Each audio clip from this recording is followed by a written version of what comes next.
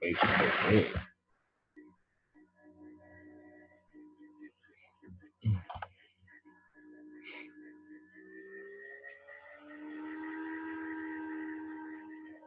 Get to the question.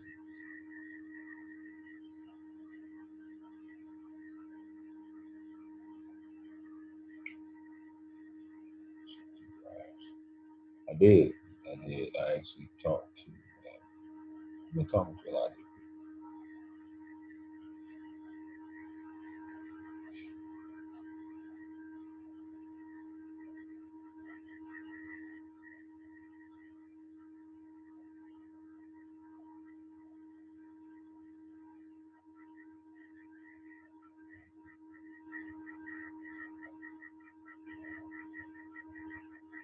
Huh.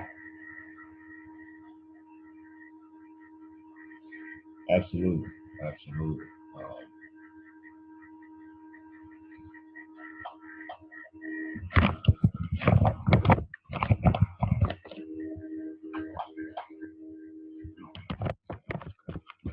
Here we go.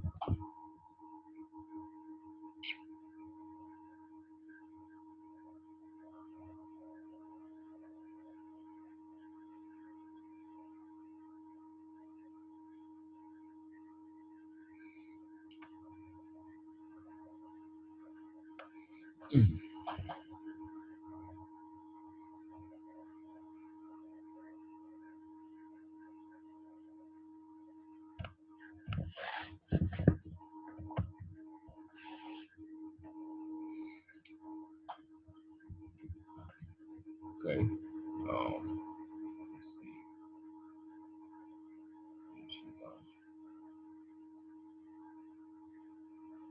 hey. Of course.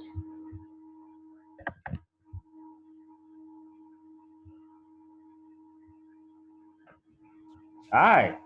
Hey, how are you? I'm doing good. How are you? Good, thanks.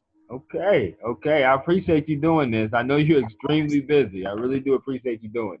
For sure, for sure. I'm glad you reached out. Always happy to help as much as I possibly can. I feel like that I'm still figuring it all out and navigating it, so I certainly don't have all the answers, but Hmm. hopefully I can at least kind of weigh in and provide some perspective. Oh, well, you gave great perspective. I definitely wanted to do a follow up with you Sure. because for two reasons. I wanted to kind of elaborate on your answers that you gave Yeah. online and talk about that. And also, personally, you Uh, said that you went to Indiana University. yes. Yes, and that's a school, a graduate school that I have in mind of going to. So, Oh, that's great. They have, so I know the guy who's in charge of their, it's been quite a bit different over the past few years. So it used to be there was a school of journalism, a hmm telecommunications school, hmm and communications. They're all hmm different. And then in the past few years, they've merged it all into the new media school. And it is so impressive.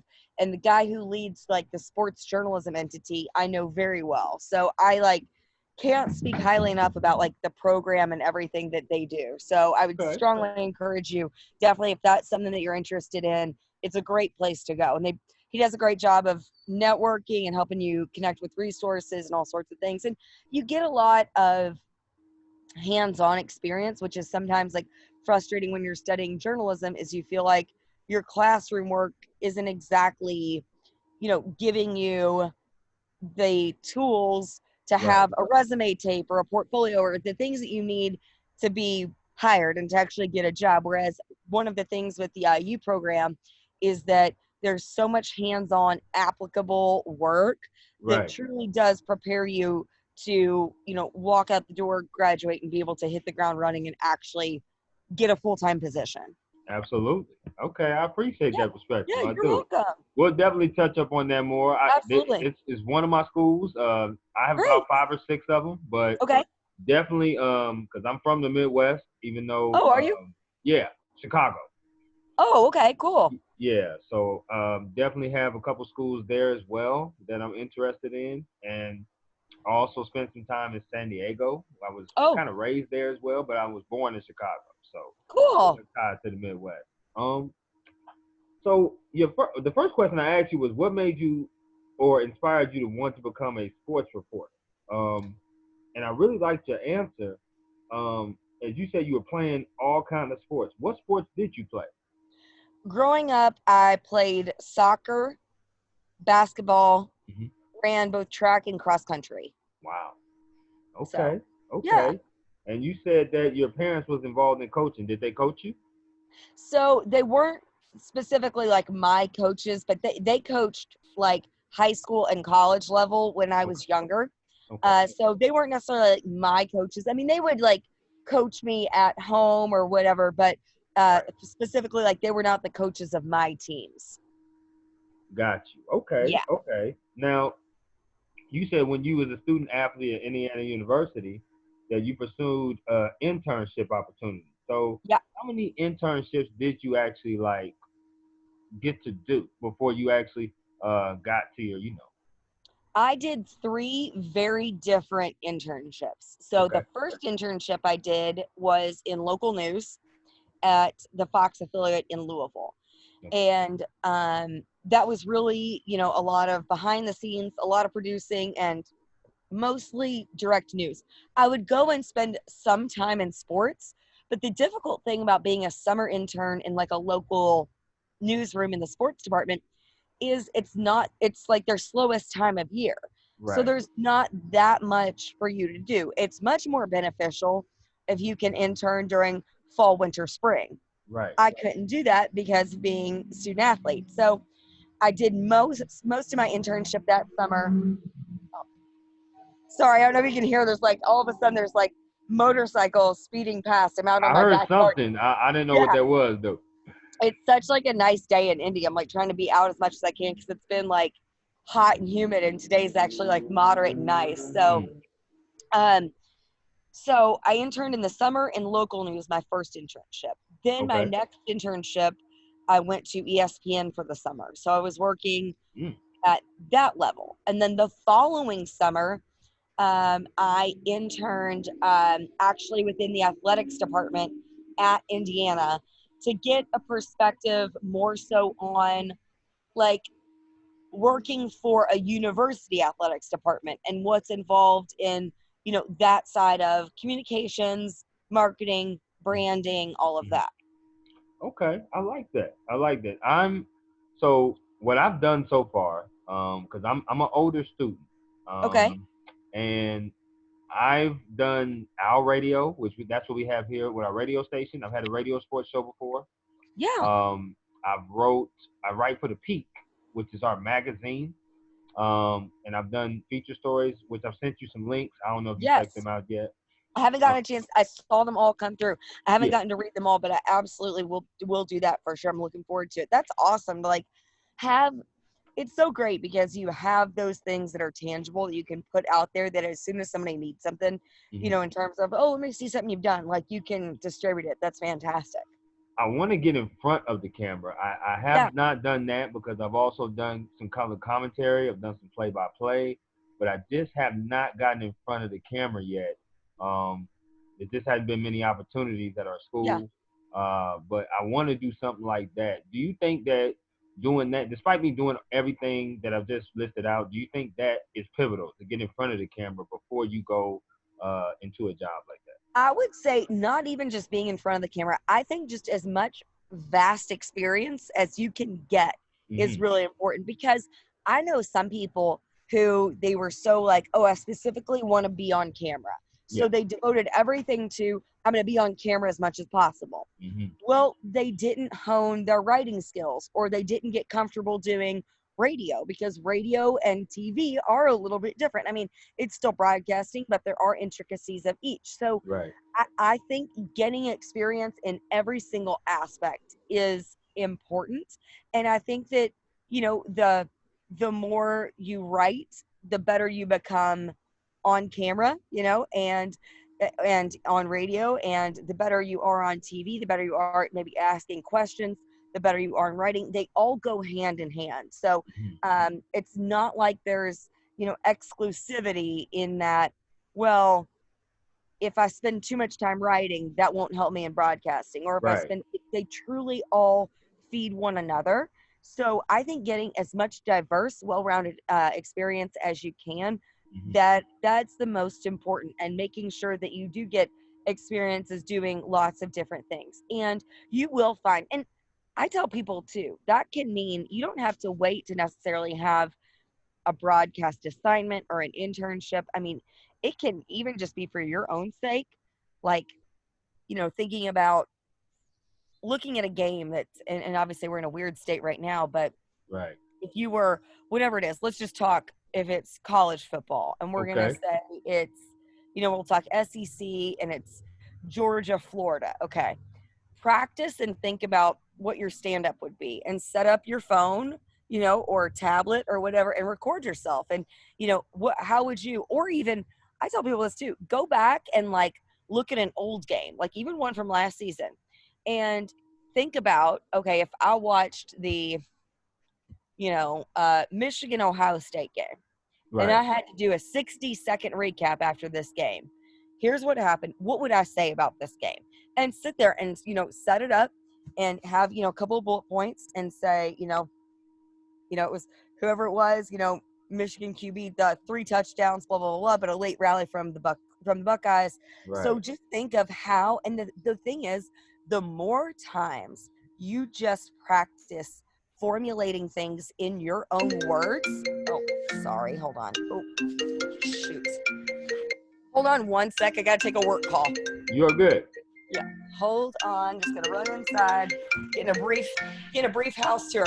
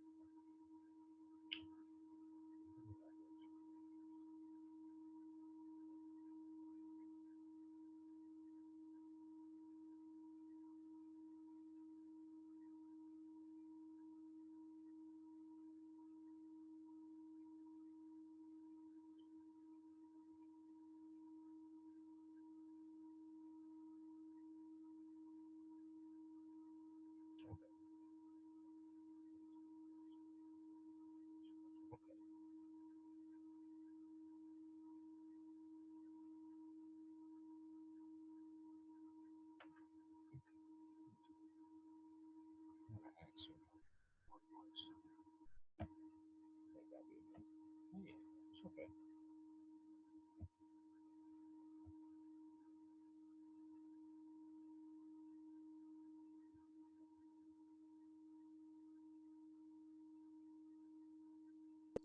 Sorry about that, buddy. It's okay. Don't worry about it. Work calls, duty calls. It's all right. um, I know you were talking, but that's okay. We can end that. We can go to a different topic. I wanted to ask you, how different has it been during these COVID-19 pandemic times about working, especially if you have to work something with no fans or something like that? I think that one of the things that I have learned through this is, as journalists, as reporters, as media people, we're pretty used to dealing with the unpredictable or the unexpected or adapting with things. I mean, Yeah. you're constantly doing that, especially if you are covering live events. You never know when a game could go into, I mean, I've been a part of, in the NBA, triple overtime games that were determining playoff seeding. I mean, the Right. most unpredictable scenarios. So I think by nature, it's somewhat ingrained in us to handle things as they come, because it's not going to go to script, right? We're not working on a TV show that's Right. it's all, scene 1, 2, 3, and 4, Right. and so I've really learned that I think as sports media, we're probably some of the best primed people to handle unprecedented, predictable circumstances. So I know departmentally, from a media perspective, from our content and production team, we pretty quickly pivoted and found ways to be incredibly productive in our department, because we are all constantly learning and doing new things. I mean, I know for me, how many different times have I learned new editing software, or, a new format for something that we're doing, or, Yeah. a new concept, or whatever it is. So really for us, it's mainly been, okay, making sure is Zoom reliable, testing that stuff out, making sure we're recording it in a format that is reliable. Like, we went through a couple, like, I was having a mess of a time with QuickTime, because I was trying to, because what we did initially was everything on Zoom, and we would do a Zoom recording, but we didn't have it formatted properly to have both cameras. So if I'm doing a Right. one-on-one conversation with you, Hmm. it was only seeing you, but not me. So then we set up doing a QuickTime recording of me. We would have Zoom recording on you, and then we would marry those two together. Well, I ran into some issues where, like, QuickTime crashed on me all of a sudden. And Oh. so there was just some troubleshooting in that light. And also just really inconvenient things, like how long it takes to transfer video through, like a Dropbox or whatever you're using, rather than when we're all used to being on an internal server where it's as easy as just dropping and sharing video back and forth all the time, or, Right. so that's really been maybe the most cumbersome part of it, truly. But in terms of the quality of interviews, the quantity of content, we're still making sure that we're super productive. And I think that we're seeing, if there is a scenario where we have some fans, no fans, Right. that's where we've got to be at our best, because we have to find new avenues to give fans the best access possible. Right. So we become more valuable. Uh-oh. It froze. I'll wait a couple minutes. I know you'll be back with me. Commentary coverage to, like, your broadcast, like, so you could be watching on your TV, but we have some sort of second screen where you're able to, like, watch from our perspective and get, I don't know, do we do a halftime, some sort of halftime component, or whatever it is? What are we doing to supplement, what you're doing from a broadcast perspective, but for Colts fans, to keep them connected and give them, it's not going to be replacing or replicating the experience of being in the arena, certainly not. But how can we give them something new that gives them greater access than we've ever been able to do Right. before, and Right. offers them a really impactful, engaging game day experience? So, and we're figuring those types of things out. We're all sorts of, scenarios that are being tossed around, but, we're prepared for, whatever happens. And I think in the next month we'll really know more, but I'm really confident that we're equipped with great people, Hmm. so that even as our game day responsibilities may become greater, we're ready to rise to that occasion. And we truly have a commitment to serve the fans. I mean, that's ultimately what we are there to do. And if there's a Absolutely. greater need for that, if we can't put 70,000 people in the stands like we would, then let's be sure that we're delivering them a unique experience. And, and maybe this changes the way we do things moving forward, even when The you fans come return to back. having full state. Yeah, absolutely. Right. How do we do? How do we make this even better? Because we all know everyone's looking to, be even more connected. When you look at what they did, like with the XFL, like doing the sideline interviews in game, it was, everyone's kind of pushing envelopes and, pushing those boundaries a little bit, because really, when you look at it, aside from like social media, what's been different about sports media coverage in the past 10, 15, 20 years? Mm. Probably not a whole lot, Definitely so not a whole lot. so what can we do now to make that better and utilize everything we have at our disposal? Because 10, 15 years ago, heck, even 15 months ago, our Colts production department didn't look anything like it does now. Okay. Now we have resources. What do we do with those resources that we are so fortunate to have to make sure we're providing an incredible experience to our fans, whether they're, at home watching, on TV or, whatever it is, or they're there at Lucas Oil Stadium? Awesome. Now, before you used to work with, do you still work with the Pacers? Because I know you did some stuff with the Pacers. Not anymore. I used to. I was there for like 6 or 7 seasons with the Pacers. Yeah. Okay. That was not a full-time role. That was a freelance role. So I was full-time at Fox 59, and then I would freelance with the Pacers as well. That's actually where I think I caught wind of you, because I remember going to Indianapolis, and I remember going to a Final Four. I'm not sure what the Final Four year was, but I was interested in just talking to some different sports reporters at that time, just to kind of gauge, because at first I didn't really want to pursue communication. I wanted to be a math teacher. Yeah. Because I love children. Cool. Yeah. So I wanted to be math. But then my heart wanted to do sports broadcasting. And then I changed it finally and said I want to do journalism. So, and I want to be a reporter. So I wanted to do that. And I saw that you was in Indianapolis. And then I've reached out to some people out here as well, because I wanted to try to build those connections and do that. I actually had 6 interviews yesterday. Wow. Yeah, I'm in 4 classes right now. My graduation is coming up soon. It'll be next semester. So I interviewed 6 different people for 2 different classes, and one paper is on The Last Dance. So I wanted to get people's perspective on that. And the other one is the one that I interviewed you for, which was my sports profession, which is a sports report. So the other 2 people I interviewed was Heidi Androl, if you ever heard of her. She does an MMA and the boxing for Showtime. Oh, cool.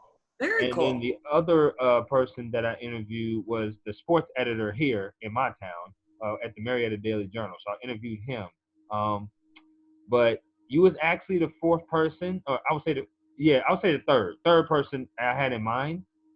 Cool. Well, thank you. Yeah, the first couple was I actually reached out to Sarah Spain. And she reached out back to me. Yeah. She says that she was a little busy with ESPN. Then I reached out to Ramona Shelburne, but she's real busy with the NBA right now. Yeah. So then I reached out to you, and I was part of me was a little nervous of reaching out to you. A little nervous, because when you're reaching out to somebody who you don't know, and it's always kind of that, kind of dichotomy a little bit where, I don't know if I want to respond to this person. I don't know if it's real. But I try to be as authentic as possible. I try to be upfront as possible. That's just my personality. And I said, well, hell, the only thing she could say is no. So absolutely. So I'm glad that you said yes. I really am. Absolutely. Well, I appreciate your reaching out. It's always fun to be able to do this. And, right now, because my schedule is a little bit more flexible where we're all working from home, it, affords those opportunities to do more of it. And if you do need more people, let me know. And hopefully I can, connect you with anyone else who you might, if you need other perspectives or anything. Yeah, I definitely got a couple more papers coming up. And some articles I got to write, because I'm in the news reporting class right now, and that's was actually great segue to the next question I have for you was Yeah. so I've done feature stories, Mm-hmm. okay, and I've done interviews. And my thing is when I go in and interview sport athletes, whether they're college volleyball or basketball, I want to be as prepared as I possibly can. I drive myself crazy by going and looking at stats and coming up with questions. Is this the right question? I scribble it out. I Doing really all do. the right things. Yeah. Right? So my thing is when I go into the interview, sometimes the interview takes a turn, meaning it goes somewhere where I had no idea where it's going to go. Has that ever happened to you? And, Oh, absolutely. And that's the part of one being adaptable, right? When it goes in a different direction, you're like, okay, I can handle this. You don't right. get off beginning off on the script. Two, that's where typically a couple of things. If you're not well prepared and people don't see you're being well prepared, they're not going to open up in a direction that takes you, because if they're deviating, it's probably because they feel that they can open up. And that's a sign of a good journalist. If you're already asking good questions that allow them to not just talk about, preparation for game day or their relationship with their head coach or whatever it is. If they're going off on a direction, it's because they're opening up to you. So that's a really encouraging sign as a reporter. It also means that you're asking good questions, and then make sure you're reacting to those questions and really listening, because especially as a young journalist, it's so hard to think about you're directing your question and then you're listening, but you're also thinking about the next question. Right. It's always better to take a second and truly think about what they just told you if they're going off in a different direction, and respond to that, because that's a real, candid, honest, valuable conversation. And that's what you're there for, right? Absolutely. And it was funny because I was speaking to a class at IU a year or so ago, and they were asking specifically about sideline reporting and halftime post-game interviews. And they said, how do you make sure that you ask the right questions? Because you only get certain time, and you only get a certain amount of them to ask. And they said, it seems really nerve-wracking when you're doing that. And I said, yeah, it can be, but here's the perspective you change. I said, you're worried about asking the right question. What you need to think about is getting the best answer. So I said, It's not about you. Like, it's about the subject. It's about the interviewee. So take the attention off of yourself. Okay. And it's not about how good can I look asking this question. It's, am I asking a question that gives the person I'm speaking with the best opportunity to give a valuable, insightful response? Okay. So if you kind of, and it is one of those things where, especially if you're a broadcaster, like you think about, really making a really great question, and, or, recapping, you had, 2 touchdowns and you threw for 87 yards of like, and we tend to get so caught up in that it's like the stats, people, we can figure that this is a human interaction. Ask something that puts them in an opportunity to give you a really solid quality response, and we learn something from it. Like, anyone can read stats, regurgitate stats. Ask a question that we learn from. So that really helps when you think about just making sure your questions are phrased in a manner, or you're reacting in a manner that allows that person to truly give a candid, honest, insightful response. Absolutely. I it's funny that you say that, because I'm thinking in my mind, not to try to give the best question, but to try to get the best answer. I really do try to think about that when I try to write my questions down. And sometimes I get some answers that's like very juicy and almost like, wow. Yeah. Okay. And it's like, do I really want to write this? Because then if I write this, it could be a little bit controversial, right? Yeah. So you want to, at the same time, you want to get the best answers possible, but you also don't want to kind of diminish the comfortability that you're establishing with the people that you're interviewing. How do you balance that? how do you balance that as well as you possibly can? Because your editors love the juicy stuff. That's Right. what rolls. But how Yep. do you balance that? Well, I think a couple of ways. One, like certainly as often as you can, record your interviews Yes. so that you can go back, like even if, whatever it is, record it because you can go back and listen multiple times and be sure that it's properly phrased and all those things, because it's so easy. Sometimes the first time you hear it, in your mind, you can give a pretty good recount. You're going to give it, it's going to be accurate, but maybe it's really important to honor their words. So definitely record things. And then also be sure that you're always giving context to the statement. So, especially right now, we are in a time of a lot of really important conversations, right? Yes, we are. If somebody gives you a quote, be sure that you have something that either a backstory to support their quote or there's some context given to it. So it doesn't just glamorize, we speak in sound bites and you can say something like, I don't know, like somebody can take something out of the air and make it. Let's just say that. Let's say I said my statement was, I hate dogs that bite kids. Let's just say I hate dogs that bite kids. Well, you could take my quote to be, I hate dogs. And that completely changes it, right? But the first part was, I hate dogs. But no, it's, I hate dogs that bite children or that, so that's a very simplistic way. But things can just be, you can take a part of a quote and make it mean something different, right? Who doesn't hate when dogs attack kids? Everyone hates that. But if you just slice out this portion, it's an entirely different perspective. Quote. Yeah. So it truly is making sure that and two, you can phrase it this way, just today, Coach Reich had a great conversation about the discussions within their team meetings. And so rather than just say giving his quote, you can say something leading up to that provides the context. Okay.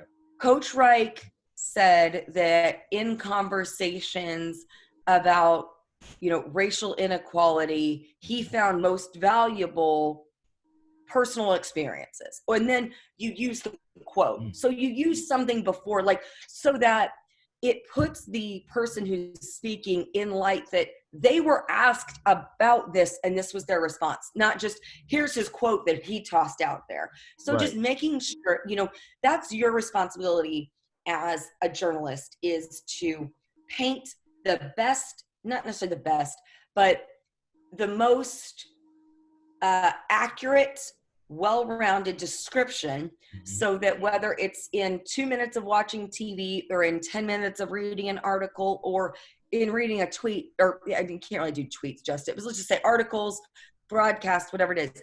I feel like I was there, and I feel like I have a good perspective, an accurate perspective of the conversation. I didn't just read a list of sound bites, so that's where it's really important for you as a journalist to give context, to rely on painting a picture. Things that you notice, like just thinking about the conversation, or when you're watching an interview right now, and if somebody is, asked about current events and, societal issues. Right. Did they look upset? Did they look, and that was one thing. Coach Reich was emotional. Okay, if he was emotional, tell me. Coach Reich was, candidly emotional or visibly emotional when saying this. If someone's angry, say they're angry. If someone's happy, so that's on you as a journalist to describe the mood, describe for me the environment, describe for me the feeling you get. And certainly you get that much better speaking with someone one-on-one, but still on a video, you can see if they're making a joke, if they're saying something funny, if they are saying something you can tell angry, their temperament is what you're saying. You can, exactly.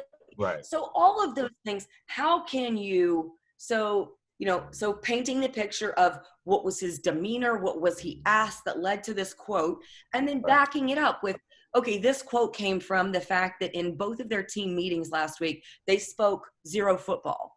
All their conversations were players sharing perspectives on their experiences.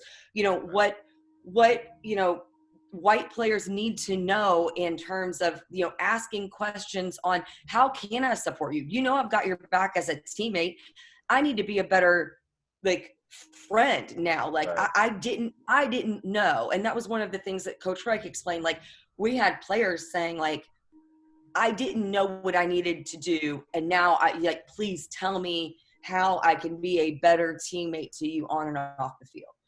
Putting all of those things in that make your statements even more powerful than just those catchy quotes or sound bites. So set the tone, set the stage, what led to the statement. And it doesn't have to be a formulaic, but all of those things to consider.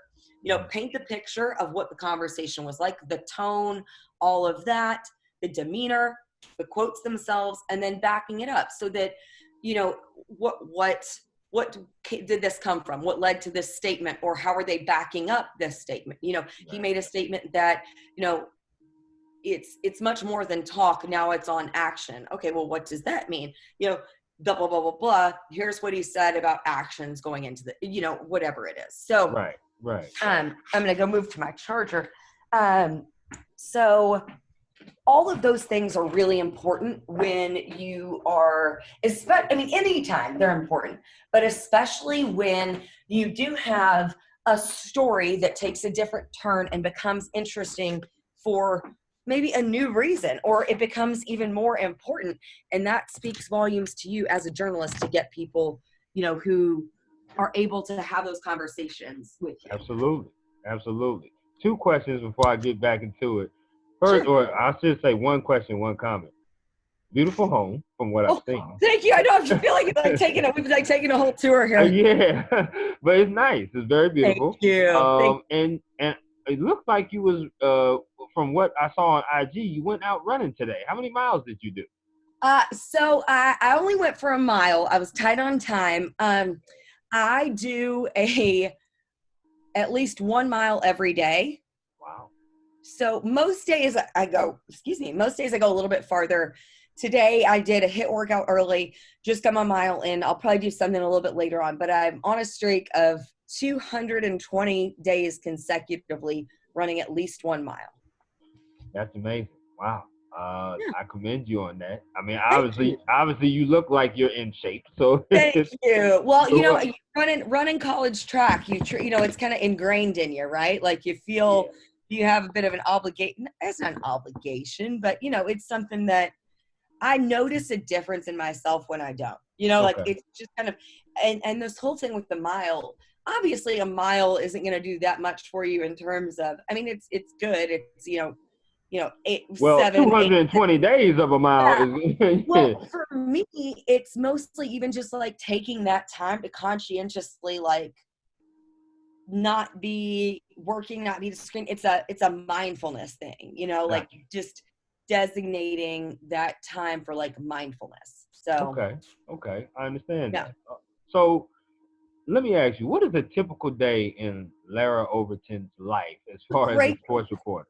Great question. So Monday, Tuesday are typically a lot of kind of early meetings earlier in the day, getting those going. It varies a lot.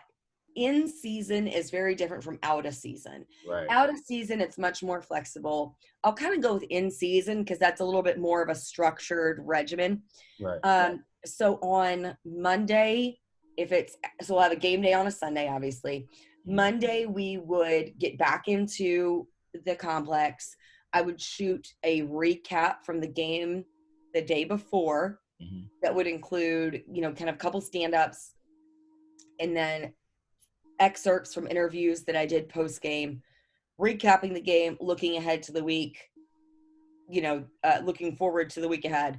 Mm-hmm. And then we would have a conference call with Coach Reich on Monday evening that would recap any injuries, any follow-up things. And so I would do all of that.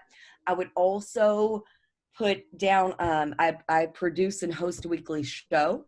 So on Mondays, we would have a meeting, and in that meeting, I would set up the structure, the rundown for my show that week. and make my requests of who do I want our player interview to be that week? What are my interviews with Coach Reich going to look like that week?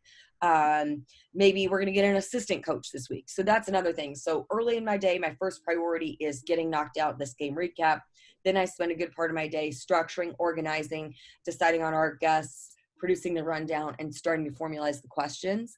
On Tuesday is player off day. So that's the day where I usually do my interview with Coach Reich that day. On Wednesday, we would have our first player availability of the week. So I would get my player interview for the show. Mm-hmm. Well, there would be practice. I'd get a player interview for the show, and then we would have open locker room. So by the end of the day on Wednesday, our show, which runs over the weekend, would be pretty much done. We would at least have all the assets we need. So I do all of that. Also continuously throughout the week, and Thursday is a big day for this, I'm formalizing my notes for sidelines for our radio coverage. Okay. So I'll look at the prior week, look at the stats, and look at our opponent, and I'll go through all of that. Any obvious storylines that there are, any ties. So during our locker room availability on Thursday and Friday, the majority of that is going to game day prep for our pregame live stream that we do, and then also sideline radio content. Wow, that's a hell of a week. It is. It's fun though. I mean, it rolls, and it's, it's different from now working with an organization, now working with the Colts. It's much different than when I was working with local news, because in local news, I might be immersed in Pacers one day, Colts the next day, college basketball the next day, or even a stretch of a day. Maybe in the morning I'm at Butler basketball practice, and then at night I'm at the Colts, or early in the day I'm at the Colts, and then at night I'm covering Butler Villanova. So with this, it is a lot. It's hectic, but you're immersed in one thing. And I think that's really beneficial. That was actually the next segue. The perfect segue. I was going to ask you, because when you was with Fox 59, that's what it is, right? Fox 59? Yeah, good memory. So when you was with that, you were doing a plethora of things. So what was the hours like? Had to be long hours? Was it travel crazy or? Hours were everything. I mean, when I started at Fox, I was actually part of the morning show. So I was like, I would go in at 3:00 in the morning and get done at 11:00 in the morning. I was actually doing traffic then, and that was a Monday to Friday schedule. Right. So although it was super early, I had my weekends for the most part. Well, as I was at Fox longer and had expressed my interest in returning to sports, since that's where my background was, there were a lot of times that I would work traffic during the week, and then I would still like anchor on a Saturday night when they would have people traveling on vacation or whatever. So some weeks I might do the morning show Monday to Friday, 3 a.m. to 11 a.m., and then come back on Saturday and work 3 p.m. to midnight anchoring the show. So when I made the transition to sports full-time, my initial schedule was Monday to Friday, and it was like 10 a.m. to 7 p.m. Okay. Pretty good deal. Yeah. I would fill in on some weekends, but I was the least tenured person on staff, so I didn't get as much of the travel. I would fill in a lot on weekends. Then before I left, for about the 6 months before I left the station, I was doing, my off days were Thursday, Friday. I would work Saturday to Wednesday. And my Saturdays were like 3 p.m. to midnight, Saturdays and Sundays. Monday, Tuesday, Wednesday would be somewhat more of a dayside schedule, maybe like an 11 to 7. But I mean, it was all over, and it varied week to week. It varied day to day. When there was breaking news, it was different. Month of May, like when we're covering the Indy 500, it's all over the place. Yeah. And see, that's exactly in my mindset what I wanted to do. I wanted to be kind of a triple threat. I wanted to be a reporter, a writer, because I love all sports. Probably not cricket. That's probably the only sport I can't get down with. Yeah, but I don't blame you there. I still can't get it. Right. But other than that, we good everywhere else. I mean, hell, I'll do NASCAR. I don't know much about it, but I would love it.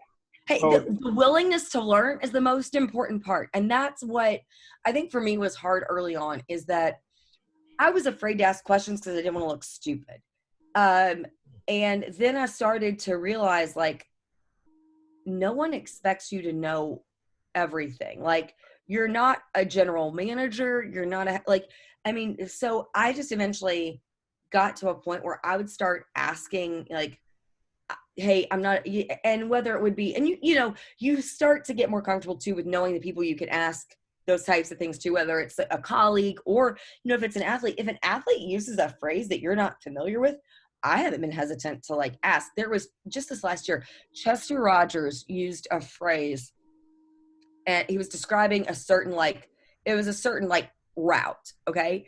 And he was like, it was a da da da da da. And he goes, I don't know if you know what that is. And I was like, I do not, but tell me. And he explained it. Like, Right. and the thing was, there were guys who've covered the NFL for 20 years that were like, I didn't know what that was, but that was really helpful. Like, thanks for saying, please tell me, you know, like, Right. because, and the thing is too, is there's so many intricacies within teams of what they call, you know, certain plays or routes or packages that they use that like, Right. you know, even veterans in certain sports are going to learn different things when they go to different teams. So getting more comfortable with just asking when you're unfamiliar with something. And it's cool because whether it's athletes, coaches, whoever it is, they respect that because like, okay, you're taking an active interest here in learning something. No one expects you to know everything. The willingness to learn is one of the most important things. And I think early on, a lot of young journalists feel like a pressure to like, I want to show you everything I know. And that's understandable because you're trying to establish yourself, but it's equally as important to, you know, absolutely like promote your strengths, utilize your strength, but always continue to build your weaknesses too, you know, Right. and it's not so much having one massive strength that's going to give you longevity in this business. Right.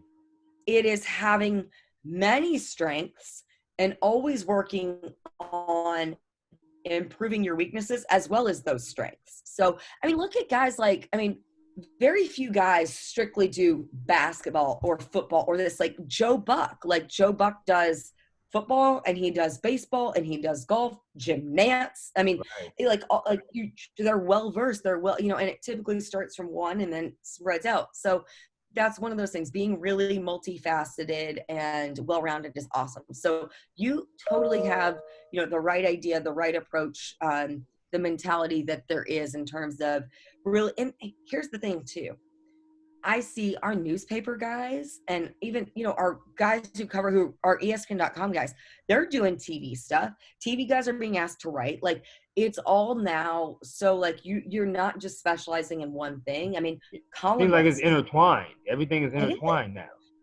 It is. So the more that you develop yourself in every different facet that there is, the not only the more you know, marketable you'll be, but I think you're also like, for me, I'm happier when I can do a lot of different things. And, you know, one day I'm doing this style of an interview, the next day I'm producing something. And it to me, I would be so bored doing exactly the same thing every day. That's one of the things that pulled me to sports. So being able to do a lot of different things prevents me from being bored. Yes.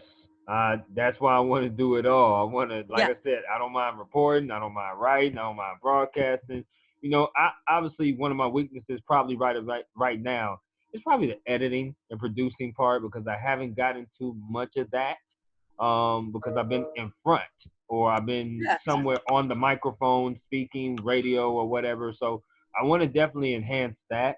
That's probably Yeah. my weakness, which I will in due time. I'm sure of it. Oh, But yeah.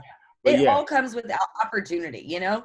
absolutely, absolutely. Now I wanted to ask you this question because I know you gave a great answer.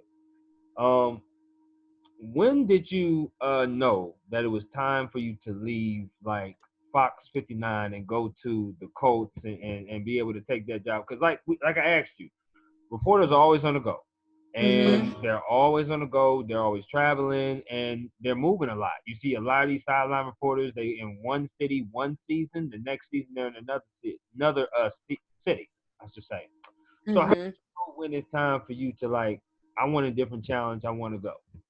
It's a great question. So I had always had interest outside of local news. I knew that local news was going to give me the best foundation possible, but I had always done freelance work like with the Pacers and with Big Ten Network, Fox Sports, ESPN. So I always had kind of, multiple irons in the fire to diversify myself and my skill set. And I always had a strong interest in working for a team. I mean, just like I had that experience just as freelancing for the Pacers. And I got my master's degree from Indiana in sport marketing and communication, because I was always like, who knows how long TV broadcasts will go. Like everyone has a shelf life, right? And I think I want to do broadcasting and TV now, but who knows? I also would like to have the structure and stability, because I know that within news, you're typically every 2 to 5 years, just like I said, you're kind of moving markets. And I got to a point where this role, this title is different from what it's ever been. The Colts had evolved my position different from where it had ever been before. So there was an appeal of the producing aspect as well as the reporting and hosting aspect, and complementing one another. Also, I have an agent, and I'd been in Indy for quite a while. I'd been in Indy for almost, I've been there 8.5 years. I've been in Indy now 10 almost. Okay. And at that point, it's like, okay, like, we need to look at Chicago or Boston, or like your next big market if you're going to move up, because I knew there wasn't going to be an opportunity at my station for a promotion. Like the people who were in place weren't moving, they were all, pretty settled and established. So, and when I talked to things like, roles at ESPN, they're like, well, we need you to go to like a market step up before you'd be ready. So you need like 2 to 3 years in like a Chicago, a Baltimore, a Philly, something, a Boston, you kind of need that next step up in market size. Right. So I just told like my agent, like, I'm so happy in Indy. I don't necessarily see myself. And I grew up in Southern Indiana, right outside Louisville, Kentucky. My parents are all 2 hours away. Mm-hmm. Like my mom just retired this year. Like I could see that I didn't want to be necessarily a plane ride away. I wanted to be able to hop in the car, and 2 hours later, need be, I can be at home at my parents' house. So I knew that my options were going to be limited. So I looked at things that were more like sponsorship driven, things with like the Indiana Sports Corp, which helps recruit and, secure bids for the Final Four, or, the NBA All-Star Game, Super Bowl. So I was looking at maybe doing something in sports in that, completely aside from media, like, because I knew my priority was in Indy and I have a strong foundation in sports. So I'd even gone so far, and that didn't work out. So I really had kept a lot of my options open. So when actually a good friend of mine had this role, kind of before they evolved it previously, and I knew she was really happy with it. She was just moving for personal things. I knew enough about the organization. I'd worked with the Colts so closely enough, being that Fox 59 and CBS 4, where I was previously, they were the broadcast partner of the Colts. So I'd done things like I'd previously hosted a show for the Colts. I'd been the sideline reporter on their preseason broadcasts. I had a lot of relationships in the building. And so it was just kind of the most logical fit. It really was. It was, everything fell into place. Wow, that's amazing. And yeah, obviously you're doing an incredible job. Got a great team down there in the Colts. I've always been a Chargers fan because, nice. I always been a Chargers fan. Grew up in San Diego, like I told you. So obviously you took our quarterback from us, and now he's your quarterback. I know. So that's pretty cool. That's pretty cool. They let him become a free agent. So. They did. Well, they didn't think he was worth $25 million like the Colts did. So yeah, you guys are gonna have a great season if we get to play football. Yeah, no doubt. I wanted to ask you as well though, is that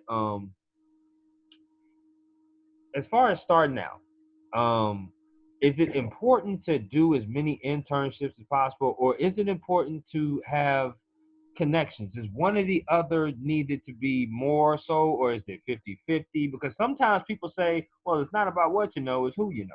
And then people get involved and they get these jobs, and you're like, wow, damn, how did they get that?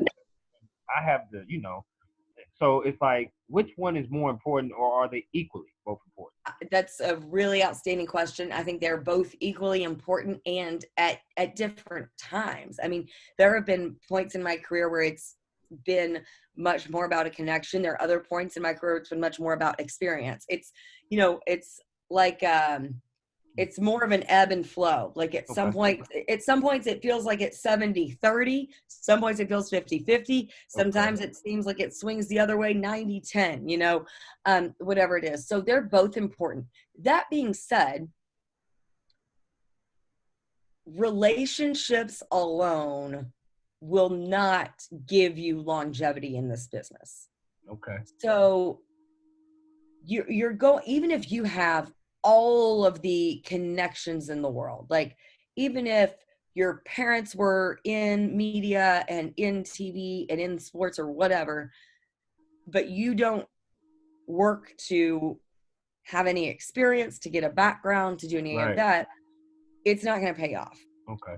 I didn't have any connections in the business. I worked to establish them, but early on it was having experience. So I almost think it's early on, it's going to be your experience, your preparedness that's going to help set you apart.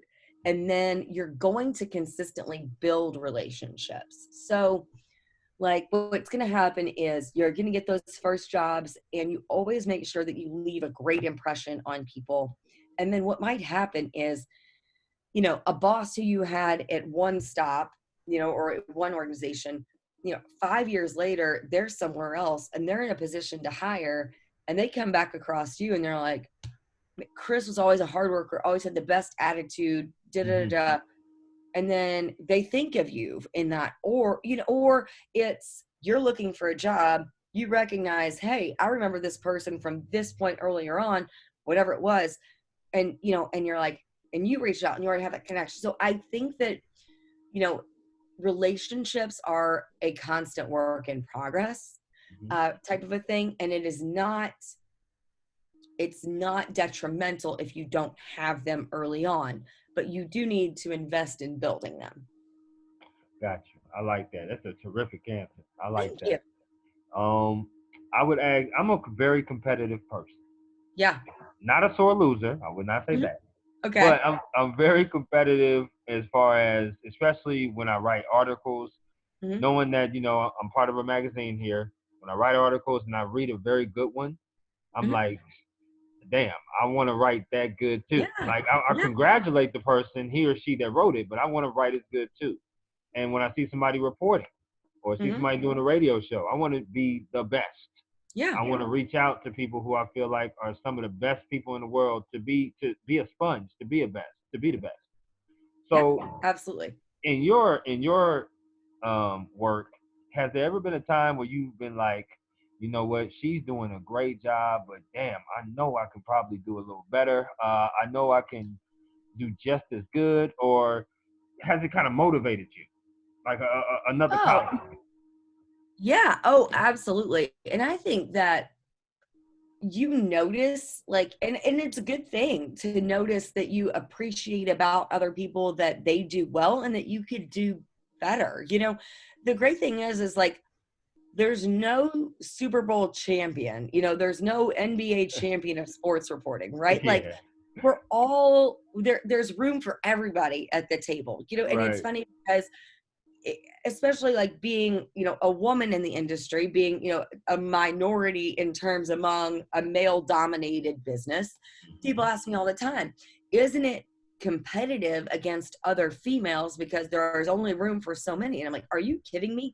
Most of the girls are some of my closest friends because we all relate and we all support each other, and we all know the more of us there are, the better it is, and um I always try to look at, and it's a competitive thing, but it can be a very constructive thing where you do look at what you admire that people write or say or how they deliver things, and you just reflect on, how can I be a little bit better? Now, Right. you don't want to copycat because it's always very obvious if somebody is trying to just mimic what somebody else does rather than using their own voice. Now, so that, you know what I mean? Like if there's a style you see, like I think of like Stuart Scott has such a distinct style, and so Yeah. many people tried to replicate and be Stu. There's And only couldn't one. do Like, it.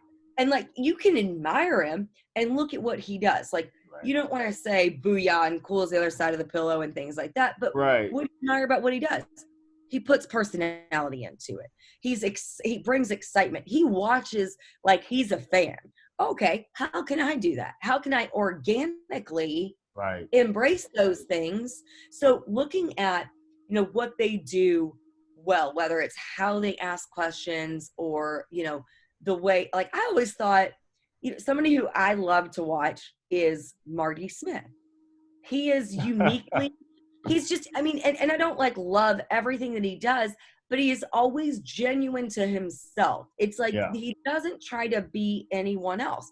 He is, and you know it's genuine because you see it time and true, you know, it's consistent over time. So I think what I see is an ownness of self, where like you're gonna own who you are and you're gonna, you know, you're gonna be you, but you can take attributes of other people or the way they do certain things that you admire and then reflect on yourself and how, you know, how you can ask questions better, how you can be more concise, how Right. you can write more descriptive phrases, anything like that. It's always, you know, it's almost like it's like watching game film and seeing another offense run something and be really effective in doing it, and then saying like, man, I really like how they did that.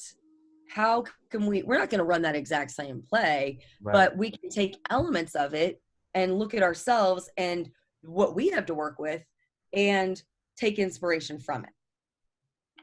I like that. I do. I'm working on it. I am. Because there's Everybody always is. Everybody yeah, always is. yeah. It's just times where I've been like, you know, I thought I wrote a pretty good article, and I get feedback saying I wrote a good article, and then you see another article, it's like, man, this is slamming. This is pretty good. So it just kind of motivates me in the back of my mind to be like, you know what, I got to step my game up because his or her game is just a little bit more sharper than mine. So Yeah. now. I had the question in my mind, but I forgot it. But it's gonna come back to me, I promise. Let's Oh talk yeah. about IU, because like I said, it's one of the schools that I'm definitely interested in going to because they're one of the top journalism schools in the world, from Yeah. what I've been in, you know, investigating with and researching. So your perspective on your experience at IU, I would love to hear, Yep. because obviously you're pretty established in your career right now. So, Yeah. and definitely one of the best in my mind. So Yeah. I would love to hear it from you. Well, thank you. I mean, I went into IU like knowing that I wanted to study journalism from the very beginning. Right. So that, you know, that helped. And I was drawn to IU because they had a strong journalism program and I wanted to run track and cross country. So it was like everything was there for me. It was just kind of a perfect fit based on wanting to compete at the Big Ten level, the Division I level, and also wanted to get a great journalism education. So, I mean, studied journalism all the way through, double majored in political science, just so I had a background in case sports didn't work out. And I did ultimately want to do something more news journalism, you know, more Mhm. broadcast news. I would have more of that background. So, and I mean, IU helped with, I had great guidance in terms of internships and how to apply for jobs. And one thing that I love that they do is IU is great about all of their instructors aren't just professors. A Right. lot of them are sports media professionals who come back and teach and who are still active in the industry. So to me, that was something that was very beneficial, was having knowledge of people who were in the field every day guiding you and mentoring you in the process. So I think that's one of the best things that I can say about my experience at Indiana. How long did it take you to finish your master's program? That's what I would be going for. So I did it in a year, and I don't necessarily see, I wouldn't recommend it. The reason I did it is because I had a 5th year of eligibility in track. So I only had that time to be able to do it, that I would be under scholarship. Scholarship, yeah. It was aggressive. And I think you can do it. I think they advise it to be a 2-year program. Right. You could do it in a year and a half. It's certainly feasible to do in a year and a half, especially if you do summer. What I did is I started in the fall semester, spring semester, and then did both summer semesters as well. Wow. Okay. That's a devoted athlete right there. Yeah. Well, man, it's pretty tough to do master's programs like that. I mean, undergraduate, you can probably get by, but master's is very tough. And yeah, but again, it kind of goes back to like what I was saying, like with the Colts, is that the difference from undergrad is that all of your coursework is pretty focused. Like you're not taking everything is really in sport communication, sport media within the same umbrella. It's not like you have to take a random math class, psychology class, history class, English class within. So I think to me, I felt that my coursework all related to each other so much, so it didn't seem as overwhelming. Okay. What you talked about teaching a class. What class do you teach? So I teach, I have taught at the college level a couple of semesters. I taught at IUPUI and at Butler sports media classes, but I'm not doing any of that now, just schedule wise it's a little difficult. But I actually teach fitness classes here in Indy 3 days a week. So so we have it's called Shred 415. So I do that a couple times a week. And because of COVID, our studio had been closed for 2 months. So we've just kind of started opening up. So we were all in kind of like a mad rush to get everything back and opened up again. Absolutely. Okay, I understand that. Okay, you've been absolutely terrific. I know I took a lot of your time, but it's great to talk with you. I'm glad that we could. You're amazing. I mean, you're amazing. You really are. Thank you for all the interest and the amazing questions and everything. Like, I mean, just talking to you, like based on your questions, the email and these questions, like you were doing all of the right things and setting yourself up to be successful. So yes. And I do apologize. I'm a pretty structured, prompt person. So I'm like that. So, and I could be assertive at times. I really could, but I like to be that because I've been that way all my life. Gotta be. And you gotta be in this, absolutely. So, I know I messaged you a lot and I hit you up a lot. I know I follow you on Instagram because I like some of the things that you do. And obviously with the running and the fitness, that's great too. I follow you on Twitter as well because you put good content out.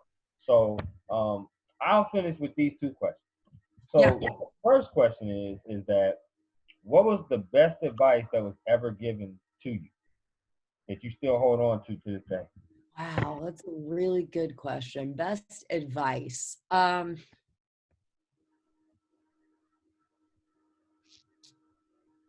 Let's see. I think just like, I mean, this is applicable to anything, but I think just, not backing down, and even when you're discouraged, just maintaining like that confidence in yourself. And if it's truly something that you care that much about, if it is hard at the end of the day to envision what your life would look like without doing this, if you feel like if you walked away today and there would be something unfinished, you got to keep at it. Like you owe it to yourself to keep at that, no matter how discouraging. And there is adversity, absolutely. But the adversity filters out the people who truly don't want it as much. And that, that's okay. Like that's what makes champions in sports, right? Like you have people who have like all the talent, but if you don't have the work ethic and the determination, all of those things, like, it's kind of everything takes care of itself. So everyone's going to be met with different adversities along the way. So when you are met with those, like just reflecting internally and having some tough conversations with yourself and looking at, okay, am I discouraged? Am I facing this because it's making me better and really challenging me to commit to this? Rather than this is something I shouldn't do or I'm not meant for this, So just always looking at the end of the day, envisioning, am I am I proud of my work? Am I proud of what I'm doing?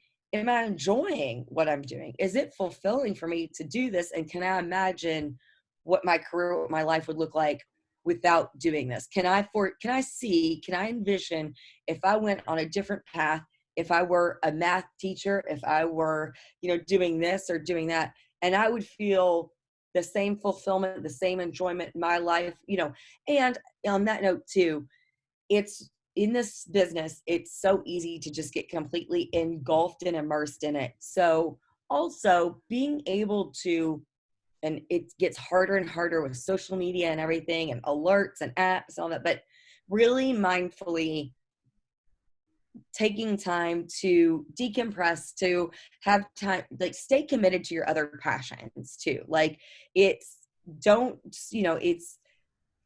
it is a very competitive, intense industry, and it is awesome and it's fulfilling, but don't lose sight of all the other things that make you who you are. And I think for a long time, I fooled myself into thinking that my whole value was wrapped up in being a sports reporter. And it is something that's very important to me.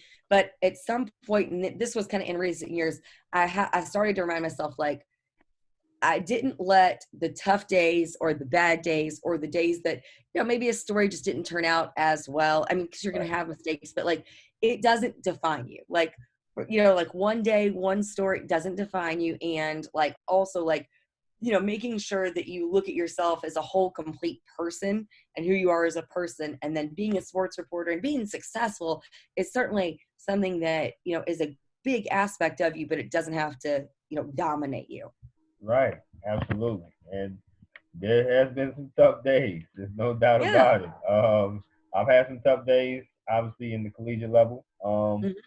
Somebody who predominantly likes to stay positive because I'm always Yeah. looking at the silver lining. I'm always looking at that. I really don't like negativity creeping into my mind, although Yeah. it tries to. But at the same time, I'm, like I said, predominantly positive, and I'm always going to be, what can I do, or what can I find the silver lining to make this a really good situation out of a bad situation? That's just me, Absolutely. my And personality. you'll need that. Like, that's the thing is, a lot of people, I mean, and not just in sports media or journalism or anything, but like, Right. They look at everything as, well, this looks so easy for everybody else, or no one else has it as hard as, and different things. So it takes a lot of that, either that self-awareness or self-motivation or that perspective, or being able to look at a tough situation and think, how can I learn from this? Or what is this trying to teach me? And all of those things. And you do become like a very convicted and, challenged in your faith to yourself. Like, no matter what your religious or spiritual beliefs are, but your faith in yourself becomes, central. And, so that's a really good thing, because it is like, and everyone, and I said this in there, when we were emailing, everyone's journey is so different. So not comparing yourself to person who's in your class or person who you interned with or you work with or this or that. It's all so like a uniquely beautiful journey. And even though you may not see someone else's struggle, they're having a struggle. And so, certainly like being that positive, person, that positive light, that positive perspective is going to pay dividends for you immensely and eternally, and on countless occasions. Absolutely. I definitely wanted to let you know that in this fall coming up, I'm going to be a sports intern writer with the Marietta Daily Journal, so with the newspaper, the Awesome. local newspaper. So Yeah, yeah, while we were talking, I just got an that's email from the sports editor. congratulations. So thank you. Oh my God, congratulations. Yeah, thank you. So yeah, we were That's talking, and great. that's why I was kind of looking away at the phone, because the sports editor that I interviewed, he was telling me that he needed interns for the fall, and I wanted to Yeah. do it in the summer, but I couldn't. He said it was full, so I said okay. He said come back to me in the fall. So I actually interviewed him, and then he said in the email, Chris, I'd like to have you on, because I actually sent him some of my stuff, what I sent you, and he said he Yeah. liked it. So yeah, so I'll be doing that in the fall, and hopefully Hey, and I tell you what, I know you may have initially wanted to do summer.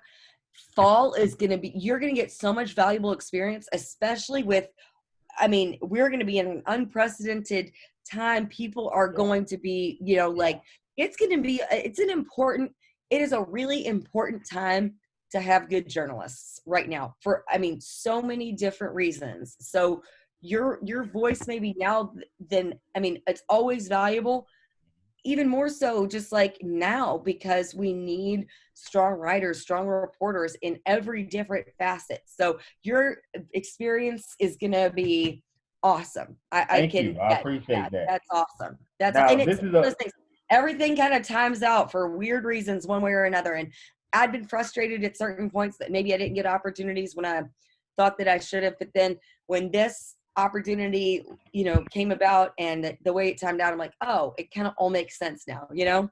That's awesome. That is awesome. Yeah, I'm ecstatic. I'm happy. If my face can't tell it. Yeah. But yeah, I was definitely happy to get the email, and yeah, I wanted to ask you before I got off here, things to do in Indianapolis. Now, I've only been to Indianapolis a couple of times. Now, Yeah. Gary, Indiana, my brother, my older brother, Mhm. he is from there, and I Mhm. told you was born in Chicago, still have family in Chicago. Yeah. But Indianapolis, like Mhm. that is the place that I can actually see myself Yeah. living. Yeah. I really like that place, but I outside of the smoothie juice, the juice bar that you have, it's like a legendary juice bar. I think it's Okay. right near the Pacers, Oh right yeah. near Bank House or Sure. Bank Yeah. Field Bangers House. like those. Okay. What is there to do in Indianapolis for fun? Great. That is a great question. So, I mean, a lot of it like depends on like time of year, of course. The summertime, like Indianapolis Stadium is right downtown, looks out to the downtown skyline. Okay. Always super fun. The NCAA is located here, so there's the NCAA Hall of Champions Wow, I didn't know that. that is here. So there are a number of different, we actually have one of the largest children's museums in the country. Okay. And it seems like, it's like, oh, well, I'm not a kid. But we have a sports legends experience that is, Wow. it's actually really fun. Like even for adults, there's the Idle Jorg Museum, which is like a museum of like Native American history. So there's like a ton of actually like, there's a lot of Great. like cool culture and Yeah. things in terms of like downtown. There are a number of different like music venues. So there's a place downtown called White River, which is like an outdoor amphitheater that does a bunch of awesome, like great concerts, especially Mm. like spring, summer, early fall. There's Okay. another huge outdoor amphitheater that's kind of on the northeast side of town. Indy has an awesome food scene. Like Indianapolis folks love their food. So Now like, we talking. yeah.